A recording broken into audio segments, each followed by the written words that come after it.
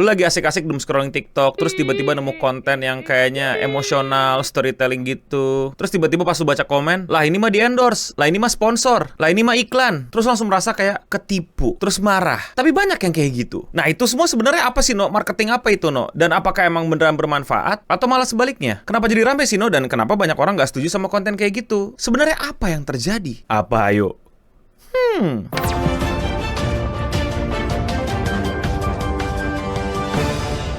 Jadi lagi rame fenomena di mana ada beberapa konten yang diduga sebenarnya merupakan iklan. Kontennya itu konten yang berupa storytelling gitu, yang menceritakan tentang kisah hidup itu. Kisahnya lagi begini, lagi begitu, ada yang beda, ada yang mengenyuhkan gitu, bikin sedih, bikin emosional, bikin berasa, oh iya dulu keluarga gue juga begini, oh iya dulu gue juga susah kayak begini. Pokoknya banyak lah tema-temanya. Jadi udah ditonton sampai tengah jalan atau mungkin 3/4 jalan, terus tiba-tiba kayak muncul produk gitu. Untung aku makan ini, untung aku pakai ini, atau nggak perlu bilang gitu, tahu-tahu ada aja ditunjukin atau itu dijadiin sebuah hadiah atau apalah. Pokoknya ada sebuah produk di situ dan awal-awalnya orang-orang kayak bebe aja kayak oh ya udah gitu. Tapi ada beberapa orang yang bilang, "Wait, ini iklan. Wait, ini ads." Dan lain-lain yang membuat orang-orang jadi kayak mempertanyakan, ini gue berasa ditipu nggak sih? Nah, disclaimer dulu ya, gue bukan lulusan marketing, gue nggak kuliah marketing, tapi gue kerja di dunia marketing, walaupun nggak yang konvensional, melainkan yang sosial media. Dan dari pengalaman gue ya, terms dalam marketing di tiap perusahaan, tiap agensi, tiap brand, bahkan tiap orang itu bisa beda-beda anjir, bisa sepakatin dulu ini maksudnya apa nih. Jadi kalau ada beda-beda, silakan kalian komen di bawah atau kritisi, atau kalian koreksi gue di bawah ya. Tapi ya, fenomena ini banyak yang bilang di TikTok sebagai UGC alias UGC alias User Generated Content, yang menurut gua secara istilah salah besar.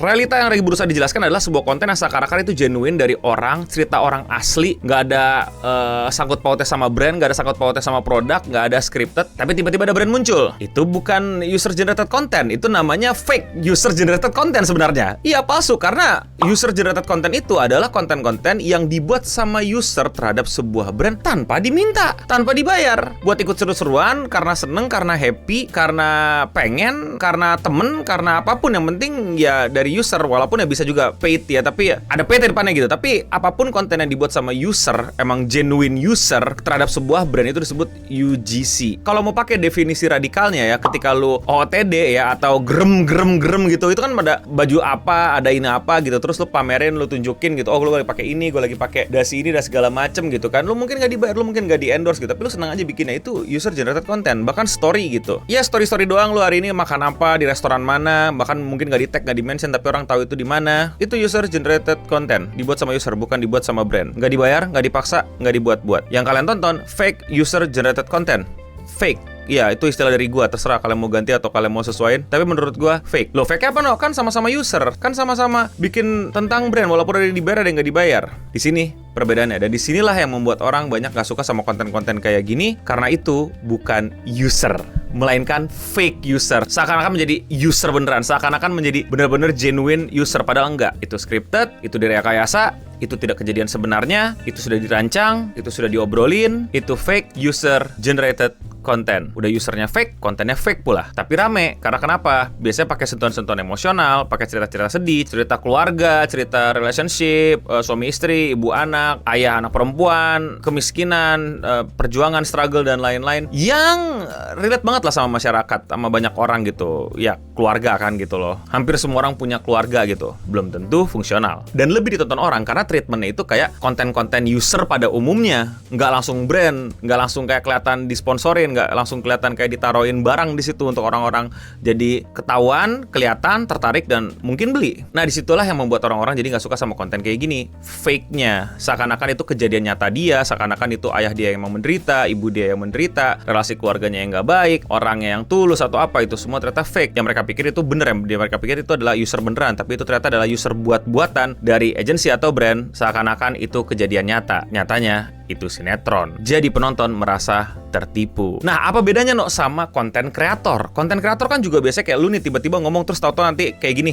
Sebentar, seperti biasa gue mau ngingetin, merch official Cleanson makin kesini makin tipis stoknya. Banyak banget jenisnya, banyak banget variannya. Buruan kalian cek, buruan sebelum size kalian pada hilang, pada habis, karena udah banyak yang hilang dan habis. Well, nggak hilang, dibeli orang. Gue senang banget kalau kalian bisa beli, itu benar-benar membuat kita happy dan mensupport kami semua lah. Cara belinya cek aja link ada di deskripsi di bawah ya. Thank you semua yang udah support. No back to the video. Kan beda no, ini videonya lu nggak bahas tentang konten-konten yang lagi rame di TikTok, terus tiba-tiba keluar iklan lu no. Kenapa ya no? Orang-orang nggak terlalu marah, nggak terlalu risih, nggak terlalu ribetin. Lagi-lagi bedanya adalah gua real. Gua Eno yang real, gua beneran Eno, gua bukan persona, gua bukan karakter, gua bukan karakter fiksi yang dibuat-buat. Kalau bahasa Amerika sekarang tuh industri plan, tau gak lo?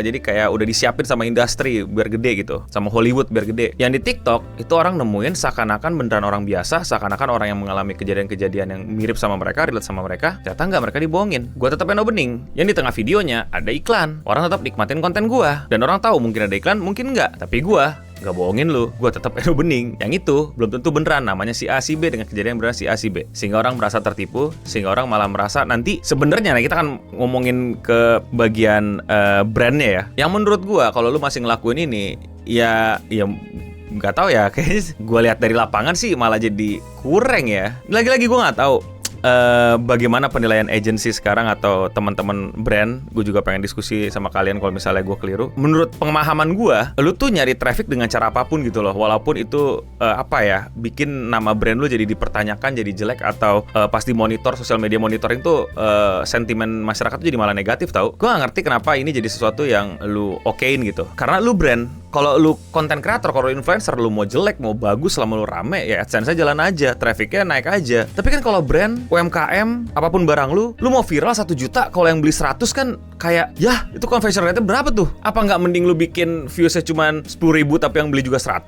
gitu? Ujung-ujungnya baliknya ke conversion lu, orang-orang pada ngebeli produk lu apa enggak sih? Bukan trafficnya. Ya tahu, traffic beli banyak lebih cenderung untuk mendapatkan banyak pembeli, tapi traffic yang kayak gimana dulu nih, itu bisa diperdebatkan juga. Dan nyatanya gue liat di TikTok yang kayak gitu, rame, tapi juga sekaligus membuat orang jadi bertanya-tanya dan meragukan. Nuansanya, sentimennya menurut gue lebih banyak negatifnya. Bahkan sampai ada beberapa orang yang berusaha untuk membongkar hal-hal yang kayak gitu. Demand-nya tinggi ternyata tuh terhadap orang-orang yang bongkar-bongkarin biar orang nggak merasa ketipu. Ya silakan dievaluasi, silakan diobrolin ke teman-teman tim dan lain-lain untuk masalah seperti ini. Kalau hemat gue ya kayaknya nggak perlu yang kayak gini deh. Tanpa mengurangi rasa hormat ya, menurut gue tetap ada nilai kreatifnya, ada nilai tetap ada upaya untuk inovasinya. Tapi kan hasilnya berbicara lain. Ya lagi-lagi terserah sih. Ini cuman omongan gue doang. Nah sebenarnya kan ini bisa jadi pelajaran banyak nih buat teman-teman yang di sana gitu, bahwa ternyata konten-konten seperti ini yang rame ya, konten-konten ini yang bakal dilihat orang ya, ditonton orang sampai habis ya. Berarti tandanya apa? Tandanya kalau ngendorse orang jangan banyak syarat, jangan banyak mesti tunjukin ini, tunjukin itu, liatin ini, liatin itu, 30 detik jelasin ini.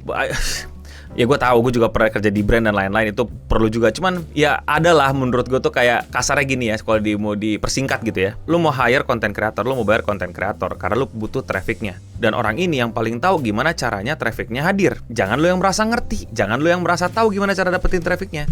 Ya teman-teman, rekan-rekan ya tinggal kasih tahu aja apa yang mau dipamerkan, apa yang teman-teman harapkan si trafficnya ini jadi tahu apa, jadi kemana dan lain-lain. Menurut gue bisa sesederhana itu. Jangan banyak wah itu bisa sampai berhalaman-halaman apa mesti ngapain aja dan lain-lain. Tapi ya terserah, ini kan cuma saran dari gue dan dari pengalaman gue, dan harusnya jadi nilai yang bisa kita ambil dari kesuksesan so-called UGC atau yang gue mau garis bawahi sebagai fake UGC. Bahwa nyatanya konten jualan jangan terlalu jualan. Serahkan pada konten kreatornya, biarkan mereka bikin sama apa yang menurut mereka itu bakal reach the audience-nya. Lu tinggal bilangin aja, gue pengen pokoknya produknya ini yang ditampilin, kebagusannya ini, beli di sini. Ya kita bisa diskusi lebih banyak lah tentang kepentingan ini, kepentingan itu dan lain-lain. Gue pun juga bukan si paling senior, si paling ngerti masalah marketing, branding dan lain-lain. Tapi ini dari pengalaman gue, dan gue mau sharing ilmu ini ke teman-teman di luar sana dalam menemukan fenomena ini di sosial medianya. Dan tentu saja gue sangat-sangat layak dikoreksi, gue sangat-sangat butuh dikritisi. Jadi mungkin teman-teman ada yang kerja di agency, kerja di brand, mau koreksi, mau ngasih tunjuk, malah enggak no, kita works dan baik-baik saja dan malah penjualan laku, lu udah ketelat ilmunya. Wah gue butuh banget itu, gue butuh tahu itu. Jangan-jangan gue emang udah ketinggalan. Jadi silakan penuhi kolom komentar di bawah kritisi saya, atau mungkin kalian pernah cerita, ada nih video kayak gini nih bang, di video yang ini segala macam gitu. Dan perasaan lo apa? Apakah lo merasa tertipu? Apakah lo malah merasa wah keren banget, aku sampai tertipu, akan gue beli produknya, atau apa? Silakan di kolom komentar di bawah. Gue baru balik dari Jepang, sorry nih masih belum fit, tapi gue akan tetap coba upload sehari 1, dan tentu saja mulai kembali bacain komen-komen kalian di video-video sebelumnya. Komen berikutnya datang dari video gue yang ini, yang ngebahas tentang AI akan menggantikan orang-orang yang meninggal. Jadi kalau orang tua kalian meninggal, amit-amit ya, bukan doa, itu bisa digantiin sama AI. Jadi nanti tiba-tiba lu di WA, kamu udah makan belum dan lain-lain, padahal udah meninggal. Dan gue mengkritisi banyak hal itu. Terus ada komentar yang menarik menurut gue dan gue butuh jawaban dari kalian. Komentarnya datang dari Marceline VB 6606. Katanya ngomongin kata bapak lo ya, Aing keinget Kamen Rider Zero One. Sorry, saya nggak nonton banyak tokusatsu. Gue terakhir nonton Faiz doang kayaknya, sama liatin kompilasi-kompilasi Henshin aja. Ini referensinya maksudnya apa? Emang Zero One ngomong apa? Apakah beneran bapaknya AI atau gimana? Coba kalian komen di bawah. Mau dibacakan juga komentarnya? Ya komen aja di bawah. Dan ya, sekian seputar internet untuk episode kali ini. Gue udah beri pamit undur diri, dan untuk kita semua, aku selama ini adalah aktor yang menyamar. Aku adalah brand. Stay Clean and Sound adalah brand. Brand tisu. Cocok ya brand tisu Stay Clean and Sound? Aduh, gagal. Yaudah, Stay Clean and Sound. Anjing, kentang banget.